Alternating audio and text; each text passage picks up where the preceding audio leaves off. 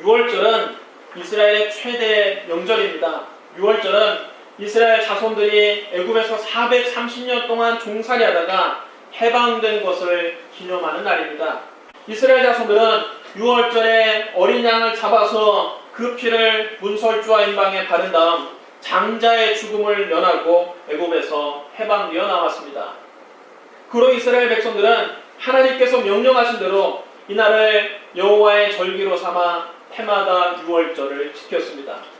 독실한 유대인들은 하나님의 성전이 있는 예루살렘에 가서 유월절을 보내고 싶어 했습니다. 해마다 유월절이 되면 이스라엘 전국 각지에서 사람들이 예루살렘으로 모여들었습니다. 해외에 흩어져 살고 있는 유대인들도 유월절이 되면 예루살렘에 모여서 그 유월절을 함께 지냈습니다. 따라서 유월절에는 엄청난 군중이 예루살렘에 모였습니다. 이때는 예루살렘에 약 300만 명이 모여서 예루살렘 시내가 북새통이 되곤 했다고 합니다. 예수님께서도 유월절을 지키기 위해서 제자들과 함께 예루살렘에 오셨습니다. 이번 유월절은 예수님에게 마지막 유월절이 될 것입니다. 왜냐하면 이번 유월절에 예수님께서 친히 유월절 어린 양이 되어 십자가에서 몸을 찢고 피를 흘리실 것이기 때문입니다. 종려주일에 예루살렘 성에 입성하신 예수님은 그 이튿날 월요일 아침 일찍 예루살렘 성전에 들어가셨습니다. 아버지 집부터 찾아가신 겁니다. 그런데 예수님께서 성전에 들어가 봤더니 그 안에는 돈 바꿔주는 사람들, 비둘기 파는 사람들, 양이나 염소를 파는 사람들, 온갖 장사꾼들이 다 자리를 차지하고 그곳에서 장사를 하고 있었습니다. 구약 제사는 짐승을 잡아서 피를 흘려드리는 제사입니다. 그런데 멀리 외국에 흩어져 살고 있는 유대인들이 예루살렘까지 짐승을 데리고 올 수 없기 때문에 예루살렘에 와서 희생 제물을 사야만 했습니다. 그러려면 먼저 그리스 화폐, 로마 화폐를 가진 사람들을 상대로 성전에서 통용되는 화폐인 세겔로 환전해주는 사람이 있어야 합니다.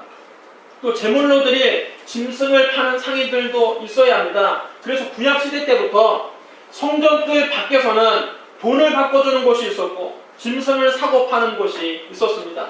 그런데 예수님 때에는 성전 밖에서만 매매를 해야 하는 상인들이 아예 성전 안에 들어와서 그곳에서 돈을 바꿔주고 매매하는 행위를 했습니다. 제사장들이 상인들로부터 뇌물을 받고 눈을 감아준 것입니다. 그러니 하나님께 예배드리는 성전이 시장터로 전락하고 말았습니다. 예수님 시대에 이스라엘의 제사의식이 이렇게까지 타락했습니다. 한쪽에서는 돈을 바꾸라고 고함을 치는 소리가 들리고 다른 곳에는 짐승 우는 소리가 들리고 또 다른 곳에는 예배드리려고 하는 사람들이 모여서 기도하는 소리가 섞여서 야단법석이었습니다. 하나님의 성전이 완전히 장터가 되고 말았습니다. 그것을 보시고 분노하신 예수님께서 채찍을 만들어서 양떼와 소떼 등 짐승들의 등을 사정없이 내려쳤습니다. 돈 바꾸는 사람들의 상을 엎으셨습니다. 비둘기 파는 사람들의 의자를 다 엎어버리셨습니다. 이에 놀란 양떼와 소떼가 음매하면서 도망가고 동전들이 쨍그랑 소리를 내면서 쏟아지고 비둘기가 푸드덕거리면서 하늘로 날아갔습니다. 순식간에 성전은 아수라장이 됐습니다. 예수님께서는 성전에서 장사하는 사람들을 내쫓으시면서 말씀하셨습니다. 기록된 바 내 집은 기도하는 집이 되리라 하였거늘 너희는 강도의 소굴을 만들었도다. 장사하는 사람들을 내쫓으신 예수님께서는 날마다 성전에서 하나님 말씀을 가르치셨습니다. 대제사장들과 서기관들과 백성의 지도자들은 이 모습을 보고 예수님을 죽일 방법을 찾았습니다. 그러나 모든 백성이 다 예수님 말씀에 귀를 기울여서 들으므로 어찌할 방도를 찾지 못했습니다. 여러분, 오늘날에는 짐승을 잡아서 하나님께 제사를 드리는 성전은 없습니다. 예수님께서 친히 희생 제물로 오셔서 십자가에서 피를 흘려 단번에 영원한 제사를 드리셨기 때문에 이제 다시는 짐승을 죽이고 피를 흘려 제사를 드릴 필요가 없습니다. 따라서 이젠 더는 짐승을 잡아 피를 흘려 하나님께 제사를 드리는 구약시대의 성전은 없어진 것입니다. 예수님께서 십자가에서 우리를 위한 영원한 속죄제물이 되시고 오순절날 성령이 우리에게 임하신 후에는 바로 우리가 하나님이 거하시는 성전이 된 것입니다. 고린도전서 3장 16절로 17절에 이렇게 기록되어 있습니다. 너희가 하나님의 성전인 것과 하나님의 성령이 너희 안에 거하시는 것을 알지 못하느냐? 누구든지 하나님의 성전을 더럽히면 하나님이 그 사람을 멸하시리라. 하나님의 성전은 거룩하니 너희도 그러하니라. 이러면 따르시랍니다. 너희가 하나님의 성전인 것과 하나님의 성령이 너희 안에 계시는 것을 알지 못하느냐. 여러분, 오늘날에는 우리가 바로 하나님의 성전입니다. 바로 우리가 하나님의 성령이 거하시는 성전이 된 것입니다. 구약시대의 성전의 구성은 우리 몸의 구성과 같습니다. 구약시대의 성전에는 성전 뜰이 있고 거기서 한 걸음 더 안으로 들어가면 성소가 있고 성소에서 휘장을 지나 더 깊이 들어가면 가장 깊은 곳에 하나님이 거하시는 지성소가 있었습니다. 여러분, 우리 사람도 사람의 겉에 있는 몸이 있고 몸 안에 마음이 있고 마음 안에 들어가는 가장 깊은 곳에 하나님을 모시는 영이 있는 것입니다. 그러므로 우리의 몸은 성전뜰이요, 우리의 마음은 성소요, 우리의 영은 하나님이 거하시는 지성소가 되는 것입니다. 첫째로 우리의 마음의 성전을 깨끗하게 청소해야 됩니다. 2000년 전 예수님께서 성전을 깨끗하게 청소하신 것처럼 오늘 우리도 우리 마음 성전을 깨끗하게 청소해야 합니다. 강도의 속으로 얘기하거나 세속으로 가득 찬 마음속에 예수님이 거하실 수 없습니다. 주님이 그곳에 거하실 수 없습니다. 성령이 그곳에 거하실 수 없습니다. 많은 사람들이 그리스도가 거하셔야 될 마음속에 세속적인 것들로 가득 채워놓았습니다. 우리 마음 성전에 있는 모든 더러운 것들을 뒤엎고 청소해야 됩니다. 우리가 청소해야 될 더러운 것들이 무엇입니까? 우선 육체의 일을 내쫓아야 됩니다. 갈라디아서 5장 19절로 21절에 이렇게 기록되어 있습니다. 육체의 일은 분명하니 곧 음행과 더러운 것과 허색과 우상숭배와 주술과 원수 맺는 것과 분쟁과 시기와 분냄과 당짓는 것과 분열함과 이단과 투기와 술취함과 방탕함과 또 그와 같은 것들이라. 전에 너에게 경계한 것 같이 경계하노니 이런 일을 하는 자들은 하나님의 나라를 유업으로 받지 못할 것이요. 그 다음, 하나님보다 자기를 사랑하며 돈을 사랑하며 쾌락을 더 사랑하는 마음과 교만과 미움과 무정함을 뒤엎어야 합니다. 디모데후서 3장 1절 5절에 이렇게 기록되어 있습니다. 너는 이것을 알라. 말세에 고통하는 때가 이르러 사람들이 자기를 사랑하며 돈을 사랑하며 자랑하며 교만하며 비방하며 부모를 거역하며 감사하지 아니하며 거룩하지 아니하며 무정하며 원통함을 풀지 아니하며 모함하며 절제하지 못하며 사나우며 선한 것을 좋아하지 아니하며 배신하며 조급하며 자만하며 쾌락 사랑하기를 하나님 사랑하는 것보다 더하며 경건의 모양은 있으나 경건의 능력은 부인하니 이 같은 자들에게서 내가 돌아서라. 이런 것들을 쫓아내지 않고는 결코 주님이 우리 안에 와서 함께 거하실 수 없는 것입니다. 예수님은 회개하라, 천국이 가까이 왔느니라 말씀하셨습니다. 회개란 우리 마음을 청소하는 일입니다. 회개하고 예수님의 보혈로 우리의 마음을 씻어야 비로소 주님이 우리 마음에 와서 함께 거하실 수가 있는 것입니다. 오늘 여러분, 회개하고 예수님의 보혈로 여러분 마음을 깨끗이 씻고 모든 세속적이고 더러운 것들을 여러분 마음속에서 내쫓게 되시기를 주님의 이름으로 축원합니다. 둘째로 우리 마음 성전을 기도하는 집이 되게 해야 합니다. 예수님은 성전을 깨끗이 청소하신 다음 말씀하셨습니다. 기록된 바 내 집은 기도하는 집이 되리라 하였거늘 너희는 강도의 소굴을 만들었도다. 예수님의 이 말씀은 이사야의 말씀을 인용하신 겁니다. 이사야 56장 7절에 이렇게 기록되어 있습니다.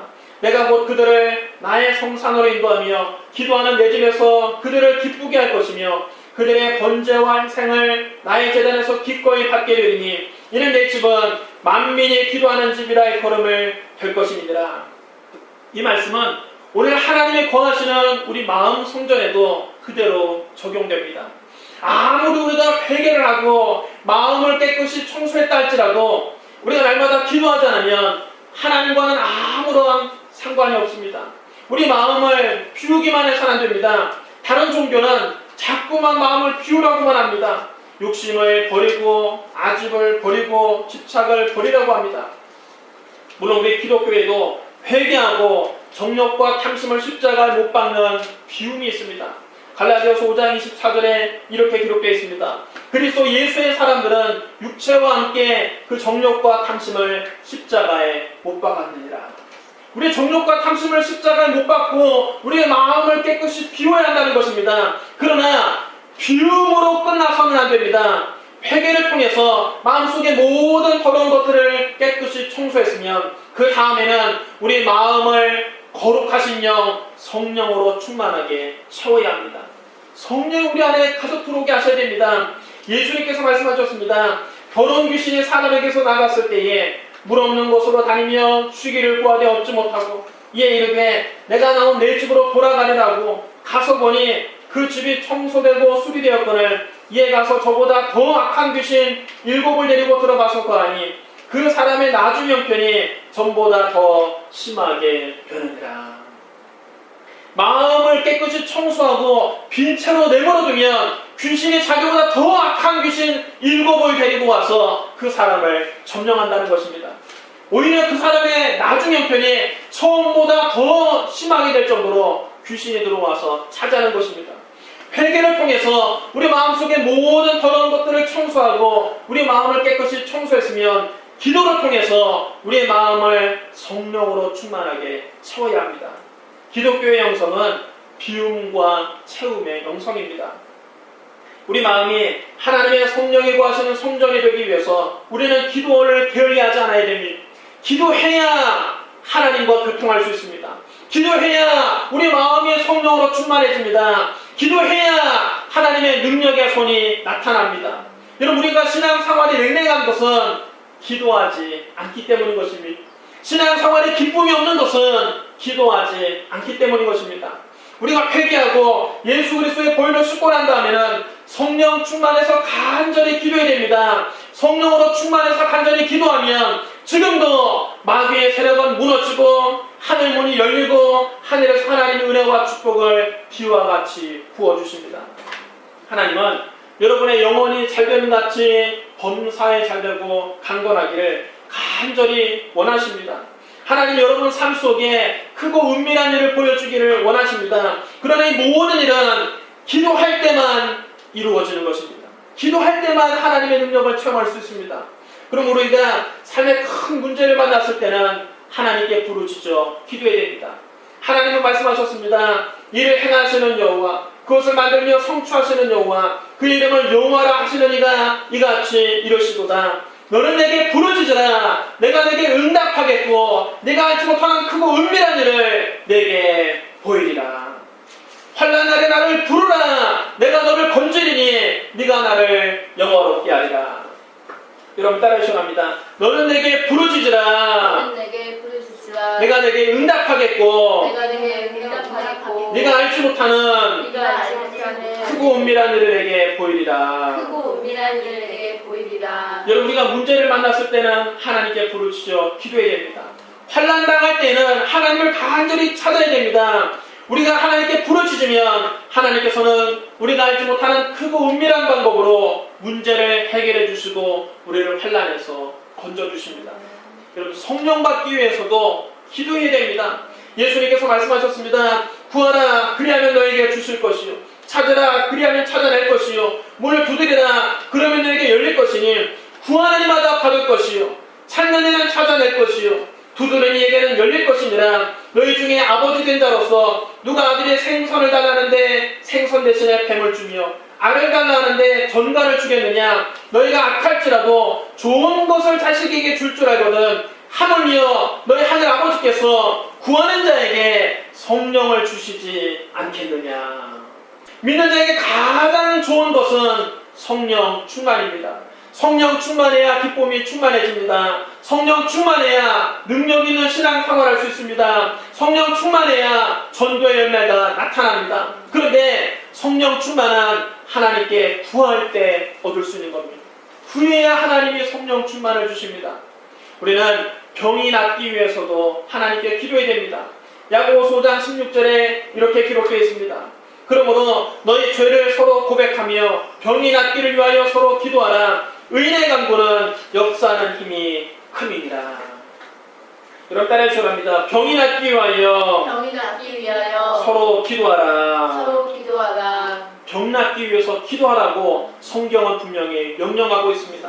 어떤 분은 병이 낫기 위해서 기도도 해보지 않고 자기의 병은 육체의 가시라고 끌어안고 살고 있습니다. 여러분 육체의 가시를 함부로 얘기하지 마십시오. 성경에서 육체의 가시를 가진 사람은 사도 바울 한 사람밖에 없었습니다. 사도 바울은 여러분 엄청난 사람입니다. 여러분 어떤 사람입니까? 그는 셋째 하늘에 올라갔다 온 사람입니다. 그는 신약 성경 중 13권 이상을 기록한 사람입니다. 너무나 큰 영적인 비밀을 깨달은 사람입니다. 또 하나님께 엄청나게 큰 능력을 받은 사람입니다. 사람들이 그의 손수건을 가져다가 병자에게 얹기만 해도 병이 깨끗이 나아버렸습니다. 그렇기 때문에 그가 너무 자만하지 않게 하시려고 육체의 가시를 주셨다고 성경은 말씀합니다. 사도 바울이 스스로 이렇게 고백했습니다.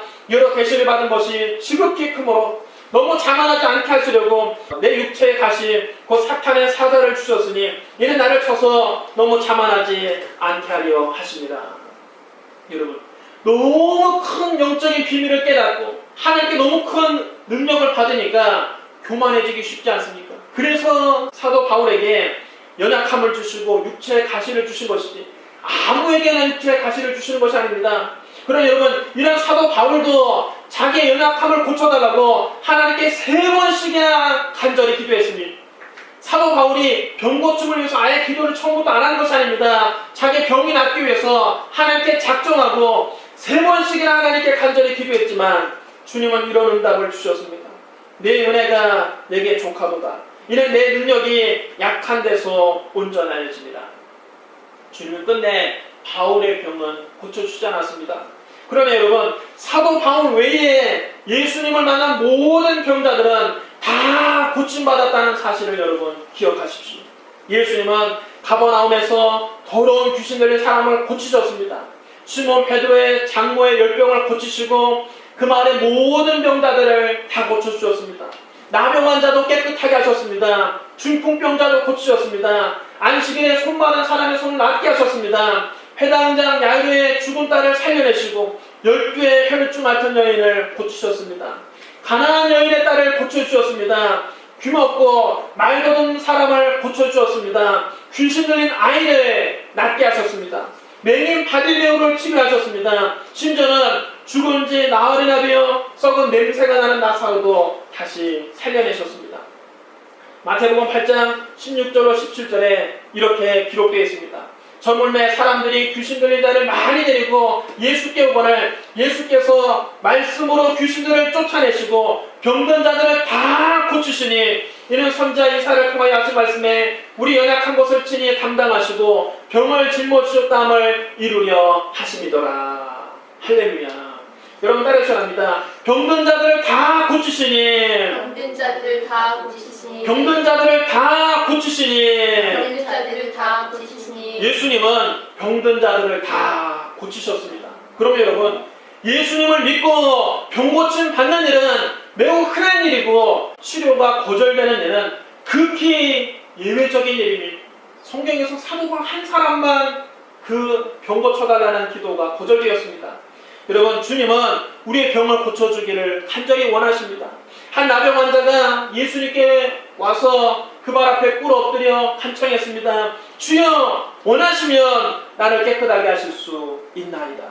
이 나병 환자는 예수님께 치료의 능력이 있다는 것을 알았습니다. 그러나 예수님께서 과연 나 같은 사람의 병을 고쳐주기를 원하시는가 원하지 않는가 거기에 대해서는 확신이 없었습니다. 그래서 주님께 기도할 때 주여 원하시면 저를 깨끗하게 하실 수 있나이다.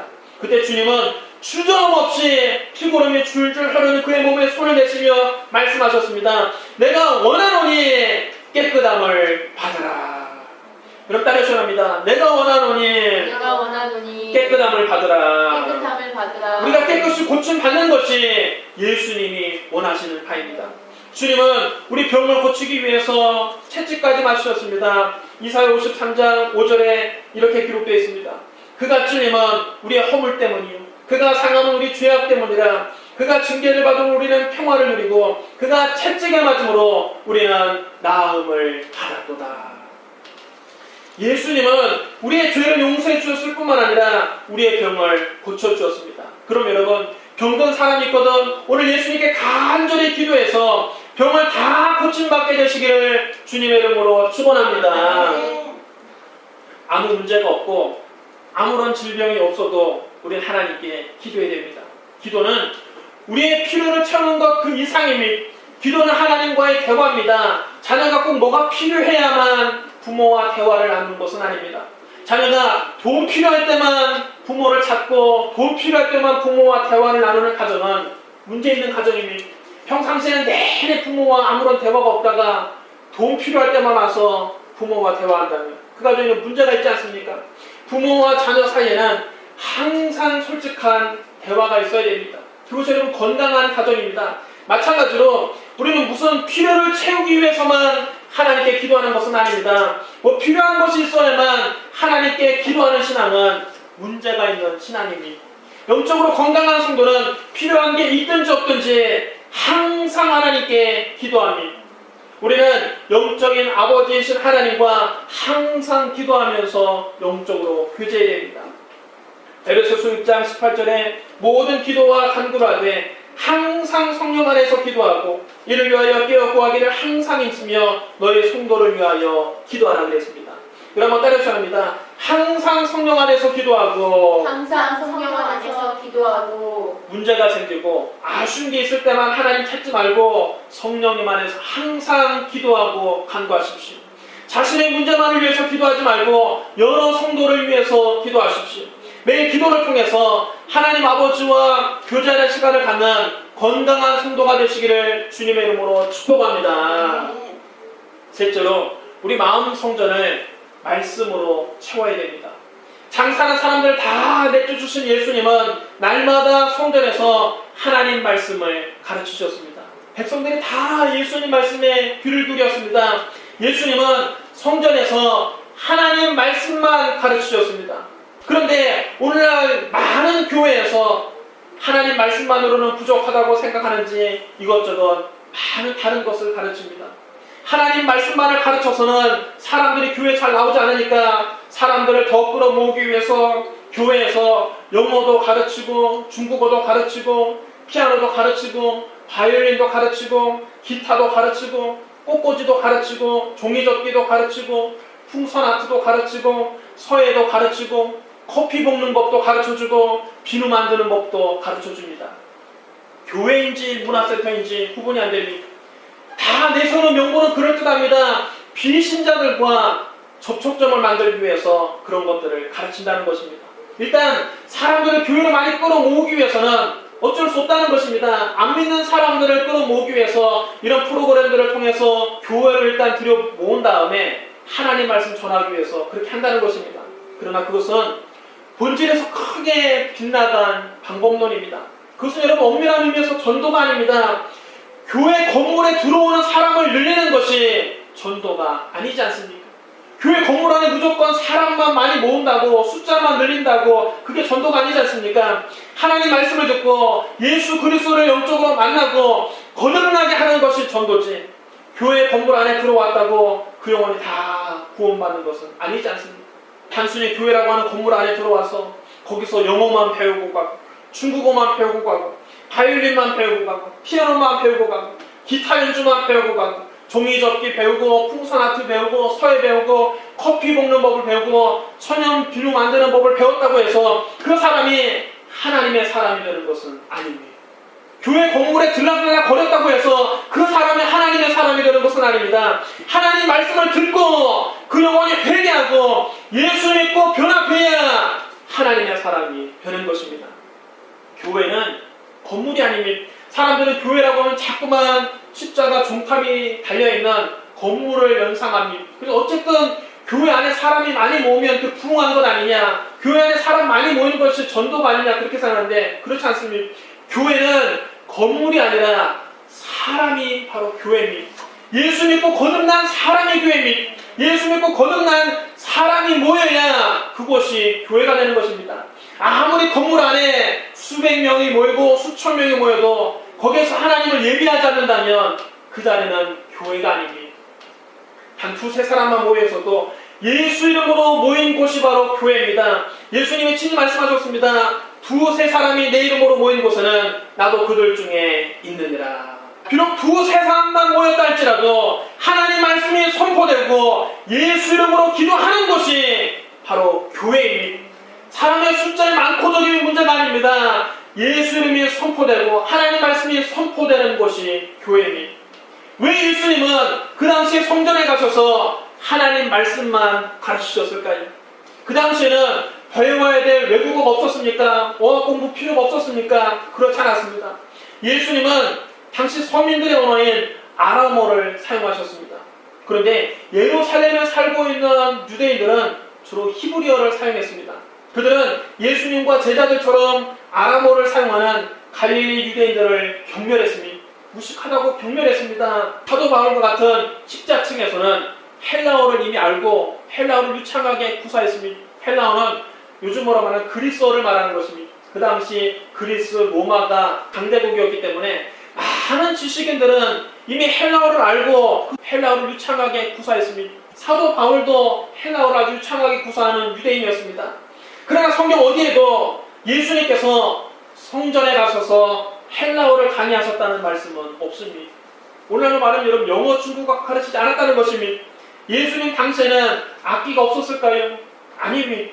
구약시대 이미 다윗 시대부터 비파와 수금으로 하나님을 찬양했습니다. 하지만 예수님은 성전에 가셔서 비파 연주법, 수금 연주법을 가르치지 않았습니다. 예수님은 나사렛 목수 출신이십니다. 목공의 솜씨가 탁월하십니다. 하지만 예수님은 사람들을 더 끌어모으기 위해서 성전에서 목공의 교실을 따로 열지 않으셨습니다. 예수님은 성전에서 하나님 말씀만 가르치셨습니다. 왜냐하면 하나님 말씀만이 사람을 변화시키는 힘이 있기 때문입니다. 히브리서 4장 12절에 이렇게 기록되어 있습니다. 하나님의 말씀은 살아있고 활력이 있어 좌우의 날선 어떤 검보다 예리하여 혼과 영과 및 관절과 골수를 찔러 쪼개기까지 한다고 했습니다. 하나님 말씀이 좌우의 날선 검보다 예리하게 우리 속에 들어와서 우리의 혼과 영과 몸을 변화시키는 것입니다. 그 다음 하나님 말씀을 들을 때 우리 영혼이 깨끗해집니다. 예수님 말씀하셨습니다. 너희는 내가 일러준 말로 이미 깨끗하여졌으니 하나님 말씀이 우리를 깨끗하게 한다는 의미입니다. 에베소서 5장 26절부터 27절에도 이렇게 기록되어 있습니다. 이는 곧 물로 씻어 말씀으로 깨끗하게 하사 거룩하게 하시고 자기 앞에 영광스러운 교회로 세우사 티나 주름 잡힌 것이나 이런 것들이 없이 거룩하고 흠이 없게 하려 하십니다. 여러분 따라하셔야 합니다. 말씀으로 깨끗하게 하사 말씀으로 깨끗하게 하사 말씀으로 깨끗하게 하사 말씀으로 깨끗하게 하사 성도는 하나님 말씀으로 깨끗해지고 하나님 말씀으로 거룩해지는 것입니다. 그렇게 하나님 말씀으로 깨끗하고 거룩하게 된 사람들이 바로 영광스러운 교회가 되는 것입니다. 그 다음 하나님 말씀을 들을 때 믿음이 생깁니다. 로마서 10장 17절에 이렇게 기록되어 있습니다. 그러므로 믿음은 들음에서 나며 들음은 그리스도의 말씀으로 말미암았느니라.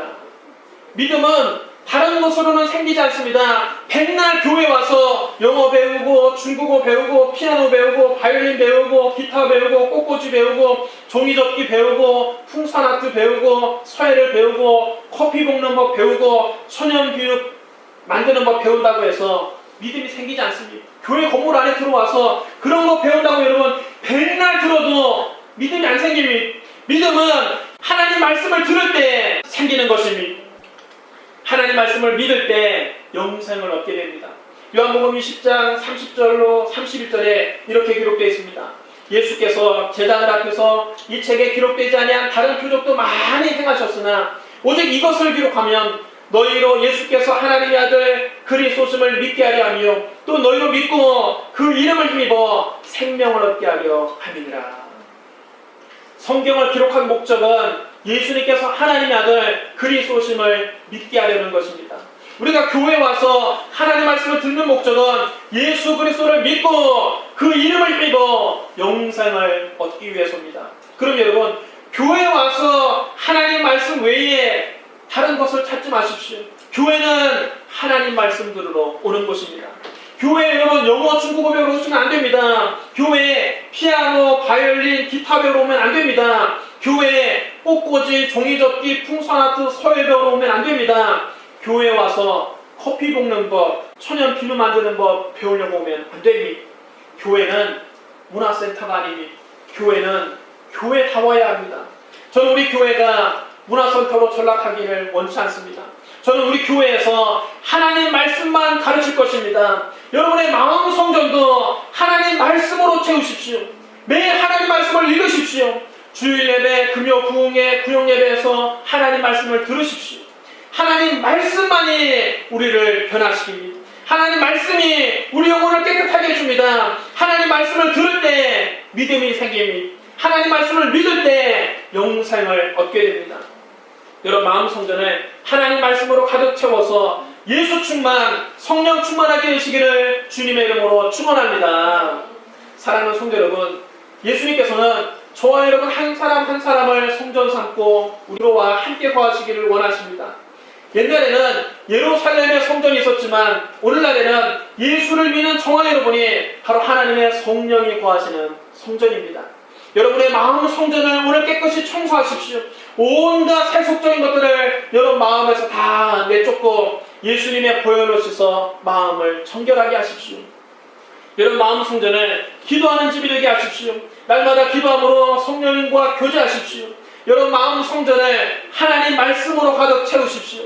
하나님 말씀을 읽고 하나님 말씀을 들을 때 믿음이 생기고 영생을 얻게 됩니다. 여러분 마음 성전에 성부와 성자와 성령 삼위일체 하나님을 모시고 하나님과 날마다 동행하게 되시기를 주님의 이름으로 축원합니다.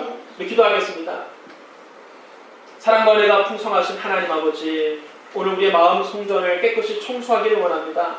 아버지, 우리 마음속에는 모든 더러운 것들, 모든 세속적인 것들, 음란한 것들, 거짓된 것들 다 내쫓아주시고 예수님의 보혈로 씻어 우리 마음이 정결하게 하여 주시옵소서. 아버지, 우리 마음이 기도하는 집이 되게 하여 주옵소서. 하루도 기도하기를 쉬지 않게 하여 주시고 날마다 기도함으로 성령님과 교통하게 하여 주시옵소서. 아버지, 우리 마음 성전에 하나님 말씀으로 가득 채워 주시옵소서. 말씀 우리 속에 역사해서 우리 혼과 영과 및 관절과 골수를 찔러 쪼개고 새로운 사람으로 변화되게 하여 주시옵소서. 날마다 예수님께 가까이 나아가고 주님과 동행하는 성전이 되게 하여 주시옵소서. 예수님 이름으로 감사하며 기도드리옵나이다. 아멘.